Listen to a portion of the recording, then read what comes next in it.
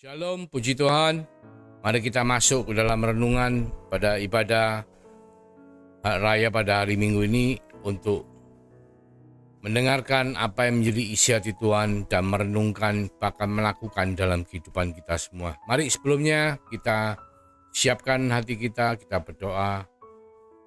Terima kasih Tuhan Yesus untuk berkat kasih karunia rahmat-Mu kepada setiap daripada kami. Kesehatan yang baik, hari yang penuh dengan sukacita dan kehidupan yang luar biasa di dalam Engkau.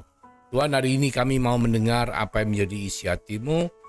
Tuhan, kami butuh tuntunan pimpinan urapan daripada Roh Kudus yang akan membuat kami mengerti, membuat hati kami terbuka, membuat kami melakukan dalam kehidupan kami apa yang menjadi firman dan kehendak-Mu Tuhan. Terima kasih Tuhan, berkati setiap daripada kami.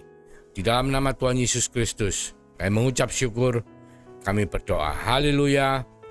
Amin. Puji Tuhan. Saudaraku, yang lalu kita sudah membicarakan mengenai perjanjian atau covenant dengan Tuhan ya. Mulai dari Edenic ya. Covenant, lalu Adam's covenant. Berarti apa? Perjanjian dengan di Taman Eden dan juga perjanjian dengan Adam. Nah, hari ini kita akan lanjutkan dengan Noahic covenant, perjanjian dengan Nuh.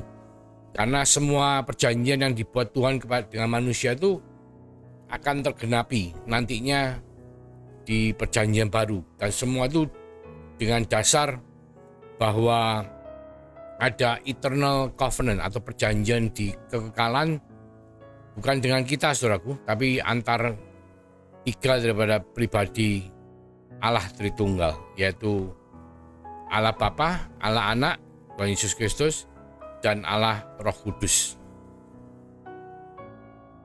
Hari ini kita akan membahas mengenai perjanjian dengan Nuh. Kita semua tahu bahwa perjanjian dengan yang dibuat dengan Nabi Nuh adalah ketika terjadi banjir besar atau hujan yang terus-menerus sehingga membuat seluruh dunia tenggelam.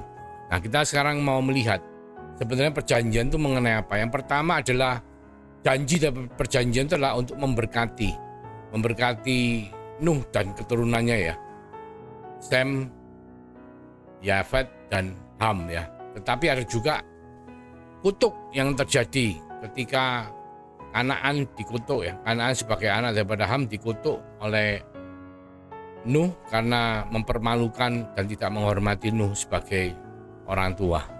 Dan kutukan itu berlanjut terus sampai hari ini. Nanti kita akan membahas pada akhir daripada khotbah hari ini.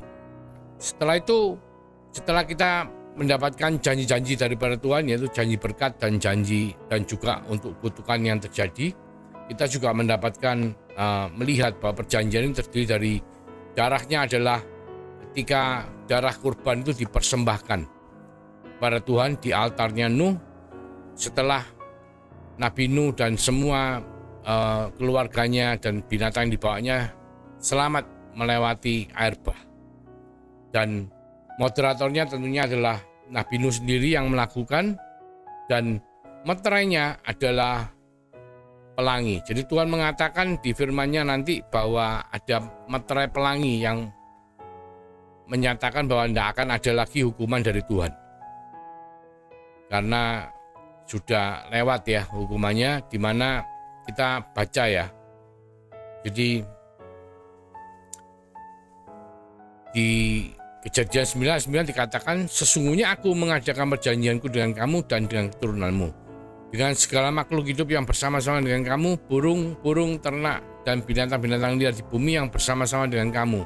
Segala yang keluar dari bahtera itu, segala binatang di bumi. Maka aku adakan perjanjianku dengan kamu, bahwa sejak ini tidak ada yang hidup yang akan dilenyapkan oleh air bah lagi, dan tidak akan ada lagi air bah untuk memusnahkan bumi. Dikatakan seperti itu. Jadi lalu diberikan satu tanda meterai, yaitu pelangi, untuk menyatakan memeteraikan janji Tuhan itu atau perjanjian Noahic covenant ya, perjanjian dengan Nuh. Nah, kita lihat kenapa kok bisa terjadi satu perjanjian yang begitu luar biasa ya. Bahkan satu kejadian pada zaman Nabi Nuh itu sangat luar biasa, di mana seluruh umat manusia pada waktu itu kecuali Nuh dan keturunannya mereka mati karena air bah. Ya, dikatakan kita mulai dengan Kejadian 6 ayat 1. Dikatakan ketika manusia itu mulai bertambah banyak jumlahnya di muka bumi, dan bagi mereka lahir anak-anak perempuan, maka anak-anak Allah melihat bahwa anak-anak perempuan manusia itu cantik-cantik. Kita harus membedakan ya, anak-anak perempuan itu anak manusia, anak-anak Allah itu dikatakan malaikat. Bahwa anak-anak perempuan manusia itu cantik-cantik, lalu mereka mengambil istri dari antara perempuan-perempuan itu, siapa saja yang disukai mereka. Jadi yang terjadi adalah anak-anak malaikat ini atau anak-anak Allah atau malaikat ini mengawini anak-anak perempuan, terjadi perkawinan campur. Dan ini sangat dibenci oleh Allah ya, perkawinan campur ya. Dan di ayat 4 dikatakan pada waktu itu orang-orang raksasa ada di bumi. Raksasa dan juga pada waktu sesudahnya, ketika anak-anak Allah menghampiri anak-anak perempuan manusia, dan perempuan-perempuan itu melahirkan anak bagi mereka. Inilah orang-orang yang gagah perkasa di zaman purbakala, orang-orang yang kenamaan. Gagah perkasa di sini menggunakan bahasa Ibrani-nya gibor. Gibor itu artinya juga raksasa. Jadi akibat perkawinan campur antara manusia dengan malaikat, maka lahirlah raksasa-raksasa ya. Kita kalau bicara raksasa, tentunya saudara masih ingat Goliat. Goliat adalah salah satu raksasa.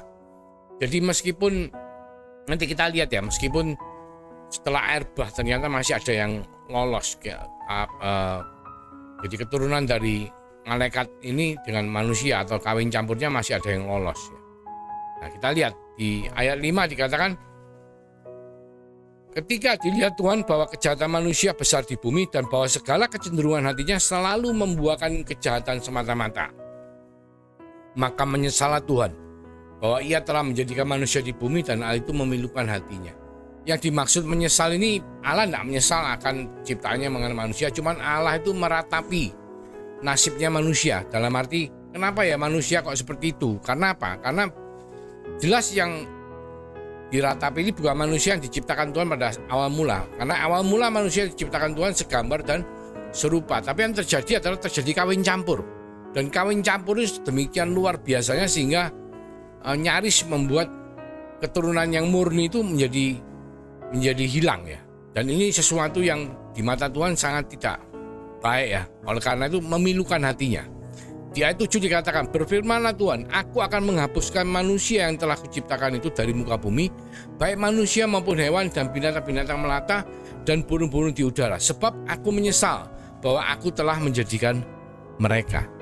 Jadi dikatakan Tuhan ini memusnahkan semuanya, memusnahkan manusia dan seluruh binatang pada waktu itu karena terjadi kawin campur. Dan akibat dari kawin campur itu menghasilkan keturunan yang sangat tidak baik. Karena apa? Kalau tidak dimusnahkan, yang terjadi adalah sebelumnya di perjanjian di Taman Eden ya, perjanjian dengan Adam, itu dikatakan bahwa di Kejadian 3 ayat 14 dikatakan bahwa lalu berfirmanlah Tuhan Allah kepada ular itu, karena engkau berbuat demikian, terkutuklah engkau di antara segala ternak dan di antara segala binatang hutan, dan dengan perut mula engkau akan menjalar, dan debu dan tanah akan kau makan seumur hidup. Lalu ayat 15 mengatakan, aku akan mengadakan permusuhan antara engkau dan perempuan ini. Jadi antara siapa? Antara si jahat, iblis, ular tua dengan perempuan ini. Antara keturunanmu dan keturunannya. Keturunan perempuan ini akan meremukkan kepalamu, dan engkau akan meremukkan tumitnya. Jadi di sini tergambar adalah bahwa nantinya ketika Juru Selamat itu menyelamatkan umat manusia dengan mengalahkan si jahat, itu dia akan mengalami penderitaan karena tumitnya juga diremukkan. Dan dikatakan keturunan perempuan, saudaraku ya, bukan keturunan dari laki-laki, tapi keturunan perempuan. Karena apa? Karena kita semua tahu bahwa Yesus Kristus Sang Mesias, Juru Selamat, itu lahir dari anak darah Maria, tetapi karena oleh Roh Kudus, bukan oleh Yusuf suaminya, tapi oleh Roh Kudus. Jadi dikatakan keturunan perempuan. Nah, perempuan itu sebagai anak manusia. Jadi apa yang dirancangkan oleh Tuhan pada Kejadian 3 ayat 15 ini, itu adalah gambaran rancangan keselamatan nanti yang terjadi pada perjanjian baru. Dan ini sangat penting sekali, saudara. Bahwa nantinya melalui keturunan perempuan itu akan lahir seorang Mesias. Seorang Mesias yang akan mengalahkan si jahat. Dengan apa? Dengan menderita di atas kayu salib, dan kematiannya, kebangkitannya itu untuk menebus dosa dan memperdamaikan dosa daripada manusia dengan Allah Bapa di sorga. Ini sangat penting dan ini harus digenapi. Nah, ketika pada zaman Nuh kita lihat bahwa manusia sudah sedemikian campurnya, jahatnya, sampai Allah itu melihat kalau ini dibiarkan terus seperti ini, maka tidak akan ada yang dinamakan keturunan perempuan. Karena apa? Semua kawin campur. Saudara bisa bayangkan kalau semua kawin campur, akhirnya tidak ada keturunan yang murni dari anak manusia perempuan itu, tapi menjadi keturunan campuran. Nah, ketika itu terjadi, maka si jahat menang atas kejadian itu. Karena apa? Karena apa yang dikatakan Tuhan di Kejadian 3:15 tidak akan terjadi, karena tidak ada lagi keturunan perempuan itu. Oleh karena itu, maka Nuh, karena dia mendapatkan kasih karunia dari Allah, maka Nuh disuruh oleh Tuhan membuat bahtera yang sangat besar, ya, untuk menampung dia dan keturunannya, anaknya Sem, Ham, Yafet, ya, 3 orang beserta istri-istrinya. Jadi 8 orang, juga dengan binatang-binatang yang sudah ditentukan. Mereka sepasang-sepasang dibawa masuk ke dalam bahtera itu, dan setelah itu terjadilah air bah, hujan yang terus-menerus, yang luar biasa, yang menenggelamkan seluruh bumi, sehingga semua umat manusia kecuali Nuh dan keturunannya, mereka mati. Nah, sebab apa? Sebab semua menjadi keturunan campur, dan diharapkan dari keturunan Nuh yang Sem, Ham, Yafet ini akan lahir keturunan-keturunan yang bisa menggenapi apa yang Tuhan firmankan di Kejadian 3:15, yaitu apa? Keturunan dari perempuan yang murni manusia, bukan campuran. Tetapi tentunya kita juga tahu ada sedikit campuran dari keturunannya Ham, ya. Ternyata sepupunya Kanaan itu juga melahirkan raksasa, ya. Dan raksasa itu ada dikatakan adalah keturunan campur. Jadi ada sedikit campur, dan kita lihat Goliat juga merupakan keturunan raksasa. Ada beberapa raksasa juga di dalam pertempuran antara bangsa Israel ketika mereka mau menduduki tanah Kanaan itu, ada beberapa raksasa yang ditemukan. Dan itu adalah karena akibat dari keturunan campur. Nah, oleh karena itu Tuhan mendatangkan air bah dan membuat semua umat manusia mengalami kemusnahan pada zaman Nuh. Mungkin banyak dari kita pertama ketika kita melihat dan membaca cerita mengenai Nabi Nuh ini, kita akan merasa kok kejam, ya, maksudnya kok jahat, ya, manusia dimusnahkan total seperti itu. Tapi Allah harus melakukan itu, sebab kalau Allah tidak melakukan itu, maka Kejadian 3:15 tidak akan tergenapi, yaitu apa? Tidak akan ada lahir seorang Mesias dari keturunan perempuan yang asli, yang bukan keturunan campur, karena semua menjadi keturunan kawin campur. Ini kejadiannya lain, saudaraku, dengan kejadian pada waktu di Keluaran 32, ya, ayat 31-33 dikatakan seperti ini. Pada waktu itu Musa diberi 10 hukum Allah di 2 loh batu dan turun kembali untuk menemui bangsa Israel untuk memberitahu mereka. Dan Musa menemukan bahwa bangsa Israel telah murtad, telah membuat patung lembu emas, dan itu membuat Allah sangat marah, ya. Dikatakan seperti ini. Lalu kembalilah Musa menghadap Tuhan dan berkata, bangsa ini telah berbuat dosa besar, sebab mereka telah membuat alat emas bagi mereka. Tetapi sekarang kiranya engkau mengampuni dosa mereka itu, dan jika tidak, hapuskanlah kiranya namaku dari dalam kitab yang telah kau tulis. Jadi Musa ini minta ampun bangsanya kepada Tuhan supaya jangan dimusnahkan semua, tapi supaya diampuni dosanya. Tapi Tuhan Allah mengatakan seperti apa? Tapi Tuhan berfirman kepada Musa, siapa yang berdosa kepadaku, nama orang itulah yang akan kuhapuskan dari dalam kitabku. Jadi Allah tidak menghukum semua, cuman menghukum sebagian. Karena apa? Karena masih bisa dibiarkan. Istilahnya kalau misalnya dalam kejadian ini yang dihukum hanya orang yang berdosa, itu masih tidak masalah. Tetapi dalam kejadiannya zaman Nabi Nuh itu tidak bisa, saudara. Karena tanpa air bah, tanpa mengalami kemusnahan, maka keturunan campur itu akan menjadi sangat banyak dan akan membuat janji Tuhan di Kejadian 3:15 bisa tidak terpenuhi, karena tidak adanya keturunan asli dari perempuan itu yang yang mana kita mengharapkan seorang Mesias lahir dari keturunan perempuan itu untuk meremukkan kepala daripada si jahat. Jadi perjanjian Nuh ini sangat penting sekali, dan ini bukan menyatakan bahwa Allah itu jahat, enggak. Justru Allah melakukan itu untuk supaya saudara dan saya hari ini kita bisa berdiri di hadapan tahta kasih karunia Bapa, kita bisa diperdamaikan dengan Tuhan Yesus Kristus, dengan Allah Bapa. Karena apa? Karena Dia telah mati dan bangkit pada hari ketiga untuk menebus dosa-dosa kita, sehingga kita layak untuk menghampiri tahta kasih karunia dan memperoleh pengampunan daripadanya. Tanpa itu, saudaraku, maka hari ini saudara dan saya tidak akan mengalami keselamatan. Ketika kita beriman, kita mengalami keselamatan, hidup kekal bersama-sama dengan Tuhan. Tapi tanpa itu, tanpa perjanjian Nuh dijalankan, maka kita tidak akan mengalami semua yang kita alami kasih karunia Tuhan pada hari ini. Oleh karena itu sangat penting, saudaraku, kita untuk mengerti apa yang terjadi. Jadi ketika setelah pada waktu semua proses penyaliban terselesaikan, di mana Yesus telah meninggal, menyerahkan nyawanya, mati di atas kayu salib, dan dia dikuburkan ya, dan pada hari ketiga baru dia bangkit. Nah, selama selang antara kematiannya Tuhan Yesus dengan kebangkitannya pada hari ketiga, itu dia dikatakan di 1 Petrus 3 ayat 19-20 dikatakan seperti ini. Dan di dalam roh itu juga ia pergi memberitakan Injil kepada roh-roh yang di dalam penjara. Ini hati-hati saudaraku ya, dikatakan memberitakan Injil ini terjemahan bahasa aslinya adalah proclaim ya, bukan evangelism ya, tapi proclaim, bukan memberitakan tapi menyatakan. Proclaim itu menyatakan kepada roh-roh yang di dalam penjara, yaitu kepada roh-roh mereka yang dahulu pada waktu Nuh tidak taat kepada Allah. Ketika Allah tetap menanti dengan sabar waktu Nuh sedang mempersiapkan bahteranya, di mana hanya sedikit, yaitu 8 orang yang diselamatkan oleh air bah itu. Jadi di sini dijelaskan seperti ini. Jadi bukan berarti ayat ini mengatakan ada penginjilan setelah kita mengalami kematian. Enggak, penginjilan kesempatan kita bertobat hanya selama kita hidup. Nah, ini kok ada memberitakan Injil pada roh-roh yang di dalam penjara. Maksudnya seperti ini.